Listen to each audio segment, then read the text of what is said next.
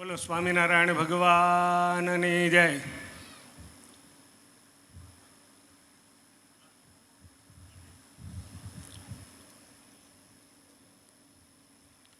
Corona કાળમાં જે લોકોએ સત્સંગી હોય, બિન સત્સંગી હોય અને જેમને શરીર છોડ્યા હોય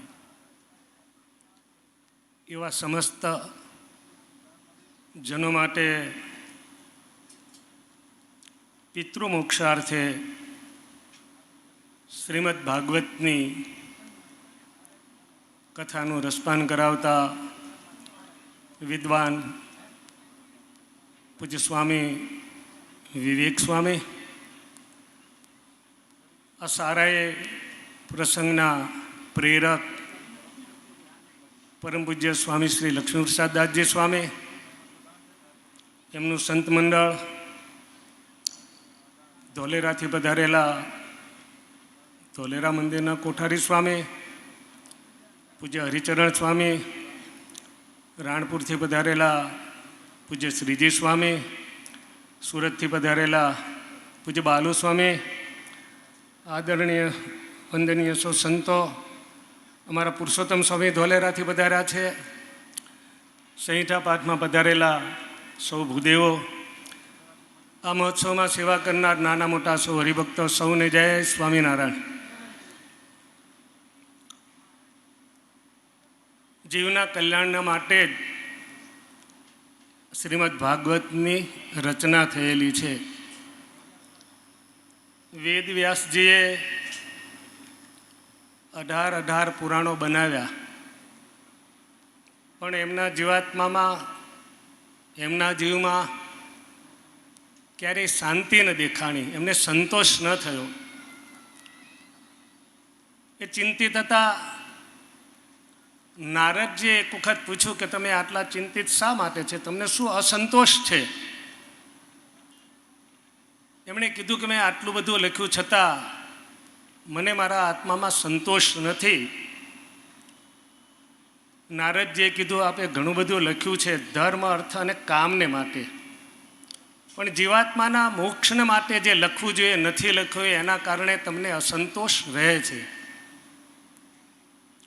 તમે ભગવાનના લીલા ચરિત્રોનું ગથન કરો, એનું કંઈક લખો. ભગવાનના લીલા ચરિત્રો જ જીવાત્માનો મોક્ષ કરી શકે છે. ત્યાર પછી વેદ વ્યાસજીએ શ્રીમદ ભાગવત લખ્યું,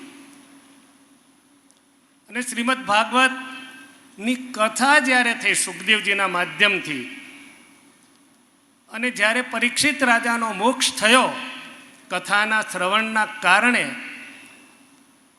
ત્યારે સત્યલોકની અંદર બ્રહ્મા ભગવાનને પણ આશ્ચર્ય થયું, બ્રહ્માજીને, કે એક શાસ્ત્રના શ્રવણ કરવાને કારણે જીવાત્માનો મોક્ષ થાય છે.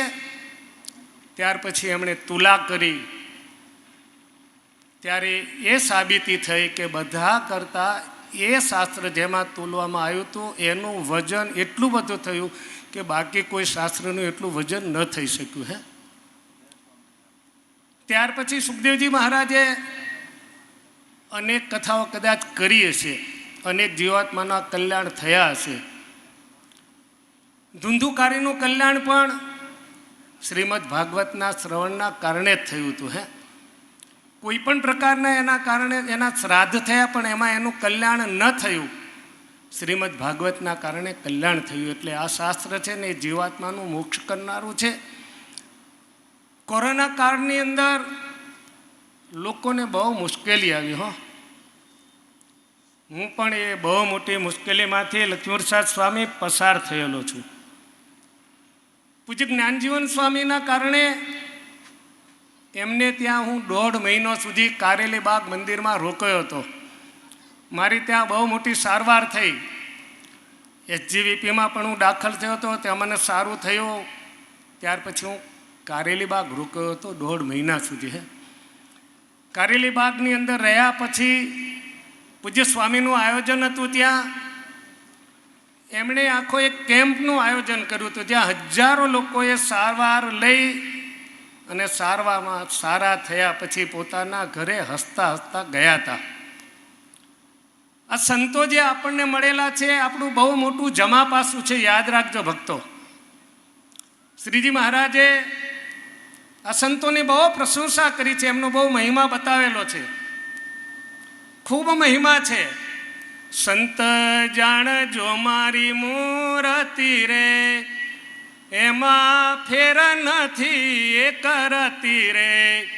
સંત હું ને હું તે વળી સંત રે, એમાં શ્રી મુખે કહે ભગવંત રે.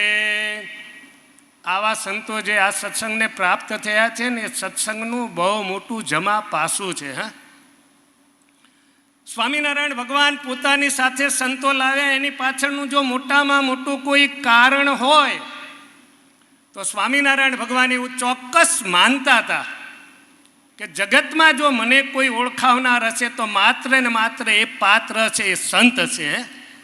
એટલા માટે સ્વામિનારાયણ ભગવાન પોતાની સાથે 500 પરમહંસને એમની સાથે લાવ્યા હતા. એમને દ્રઢ વિશ્વાસ હતો. અને તમે આજે બધા જોઈ રહ્યા છો, તમે એના ફળ ભોગવી રહ્યા છો. પૂજ્ય સ્વામીએ ઘણી બધી જ્ઞાનજીવન સ્વામીએ વાતો કરી, હું એમાં બહુ ઊંડો નહીં ઉતરું. પણ આ સંતોની પાસે નથી કોઈ ખેતી, નથી કોઈ ધંધો, નથી કોઈ બિઝનેસ, નથી કોઈ નોકરી, છતાં પણ કરોડો રૂપિયાના કામ થાય છે. તમે વિચાર તો કરો ક્યાંથી લાવે છે. આ સત્સંગ જે તમે સામે બેઠા છો ને હરિભક્તો, એ આ સંતોની મોટામાં મોટી ખેતી છે, યાદ રાખજો. હરિભક્તો છે એ આ સંપ્રદાયની મોટામાં મોટી ખેતી છે. અને આ હરિભક્તોમાં જે ખેડ કરે ને એ ટોચે પહોંચે, યાદ રાખજો. આ સંતોએ કેવી ખેડ કરીએ છીએ કે જેના કારણે આ ગગનચુંબી મંદિરો છે, આશ્રમો છે, ઉતારા છે, ભોજનાલય છે, આ બધું ક્યાંથી થયું? એના દેનાર હોય ને તો માત્ર ને માત્ર સત્સંગીઓ છે. તમે માનસિક રીતે એક વિચાર કરો કે જે દિવસે સ્વામિનારાયણ ભગવાન ગઢપુરનું મંદિર બનાવતા હતા તે દિવસે આર્થિક પરિસ્થિતિ કેટલી બધી નબળી હતી. ત્યાં કોઈ હરિભક્ત રસોઈ દેવા આવે તો મહારાજ ના પાડે કે રસોઈ ના આપો, તમે દાણા લઈ આપો. કોઈ માનનાર હોય તો દાણા લઈ આપે, નહીં તો કોઈ હઠાગ્રહી હોય તો એમ કે ના, અમે તો સંકલ્પ કરીને આવ્યા છીએ કે અમારે તે મોતિયા લાડુ અને જલેબી સંતોને ખવડાવી છે. શ્રીજી મહારાજ ના પાડતા હતા, સમજાવતા હતા. કોઈ માનતા હતા, કોઈ નહોતા માનતા. 3 મહિનાના કડિયાના પગાર ચડેલા હતા. વિચાર કરો, પુરુષોત્તમ નારાયણ જેના હાથમાં જગતની નાડ હતી, જે ધારે તો સોનાના મંદિર પેદા કરે એવી સ્થિતિ હતી, છતાં પરિસ્થિતિ તે દિવસે એવી હતી. પણ આજે એ સ્વામિનારાયણ ભગવાનનો રાજીપો તમારા ઉપર અને સંતોના ઉપર, જેના કારણે આવા મંદિરો અવિરત ચાલુ છે. કોઈ સંતને કેવો વિચાર સૂજો કે આ કોરોના કાળમાં કોઈ ગયા હશે, એની પાછળ કોકને એવું થાય કે અમારે એને પાછળ ભાગવતની કથા બેસાડવી છે, કંઈક એવું કામ કરવું છે કે જીવાત્માને શાંતિ મળે. આર્થિક પરિસ્થિતિ નબળી હોય એ ક્યાંથી કરે? જગતમાં ક્યારેક એવા બનાવો આવે છે તો આશ્ચર્ય થાય. હું એક તમને નાની વાત કરું કે હમણાં એક પરિવાર હતો, એ દુઃખી હતો. એ પરિવારમાંથી એક બેને સુસાઇડ કર્યું, એમને અગ્નિસ્નાન કર્યું અને ગુજરી ગયા. હવે એની સદગતિ થાય નહીં, પરિવારને કાયમ હેરાન કરે. આ બાળકોએ જઈને આ યુવાનોએ પૂછ્યું કોકને તો કે તમારે આવું તર્પણ કરવું પડે, આવે ક્રિયા કરવી પડે.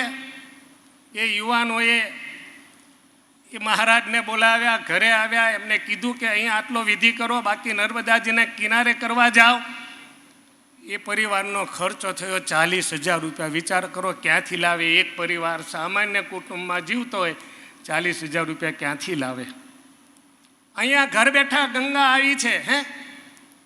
અહીં સંકલ્પ કરશે કે આમાં જે કોઈ કોરોના કાળની અંદર ગુજરી ગયા છે, ભગવાન એમનું કલ્યાણ કરે, એનું મુક્ત કરે. એ જે સંતને વિચાર આવ્યો એ પૂજ્ય લક્ષ્મીપ્રસાદ સ્વામીને લાખ વંદન છે. અને આ વાત, આ વિચાર માત્ર ને માત્ર સંત હૃદય હોય ને એને થાય. અને આવા સંતનો જે કોઈ ગુણ લે ને કે આ સંતે આવું કામ કર્યું તો એને સ્વામિનારાયણ ભગવાન છે ને પોતાનું ધામ આપે. કે છે સંત તો એ બહુ સારા રે, ખરા કલ્યાણના કરનારા રે, એટલો જ ગુણ જોઈ લેશે રે, તે તો બ્રહ્મ મોલે વાસ લેશે રે. સંતને ફક્ત એટલું જ સમજે કે આ સંત બહુ સારા હતા. શ્રીજી મહારાજનો આ સત્સંગ છે, મહારાજની આપણા ઉપર બહુ કૃપા છે. અને આ સંતોના જ્યાં પણ અખાડા હોય ને ત્યાં માત્ર ને માત્ર સત્સંગ હોય. જીવાત્માનું કલ્યાણ કેમ થાય એ જ એમનું પાન કરાવવાની રીત અને એ જ સામાના હૃદયમાં ઉતારવાનો એમનો આગ્રહ. આપણે જન્મ્યા છીએ તો યાદ રાખજો ભક્તો, આપણે કલ્યાણને માટે જીવ્યા છીએ. યાદ રાખજો, કલ્યાણ માટે જન્મ્યા છીએ. અને ભગવાનના ભક્ત સિવાય જગતમાં કોઈનું કલ્યાણ ન થાય. યાદ રાખજો, કોઈના પણ ખીલે જીવાત્માએ બંધાવવું જોઈએ. આ છેલ્લી મારી વાત.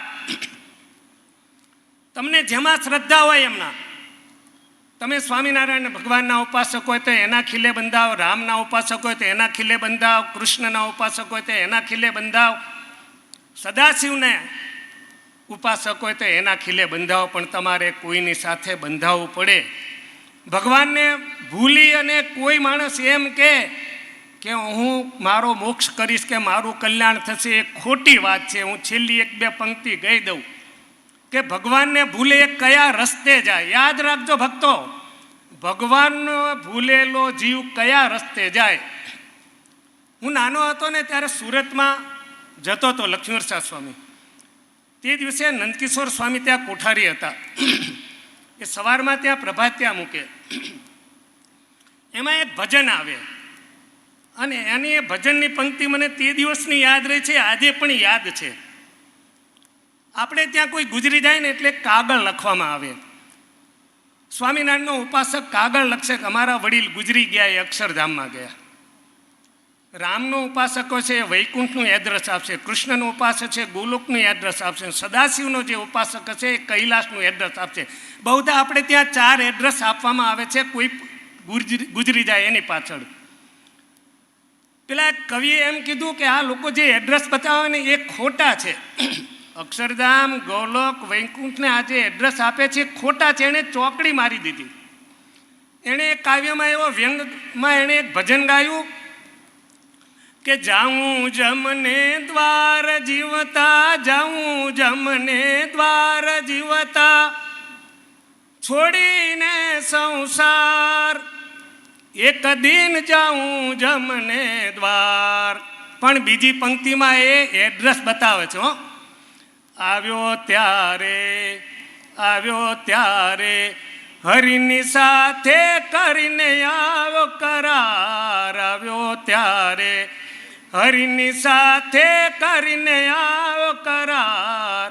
વાયુ વાયો વિશ્વનો જ્યારે, વાયુ વાયો વિશ્વનો જ્યારે, ભૂલી ગયો કીર્તાર, એક દિન જાઉં જમને દ્વાર. તમે ભગવાનને ભૂલી જાઓ પછી આ ઉપરના એક પણ એડ્રેસને તમારે ક્યારેય યાદ રાખવાનું નથી. આ સંતોને યાદ કર્યા હશે તો આ એડ્રેસ નહીં ભૂલાય. યાદ રાખજો. હું ભગવાનને પ્રાર્થના કરું કે જે કોઈ હરિભક્તો આ સંતોની સાથે જોડાયેલા છે એ ભાવ એ કાયમ અખંડિત રાખે, એ ક્યારેય ખંડિત ન થવા દે. અને એમને જે કંઈ ઉપદેશ આપ્યો છે એને તમે સ્વીકારજો. એનું મનન ચિંતન કરશો તો સ્વામિનારાયણ ભગવાન તમને અંતકાળે તેડવા આવશે અને આવશે.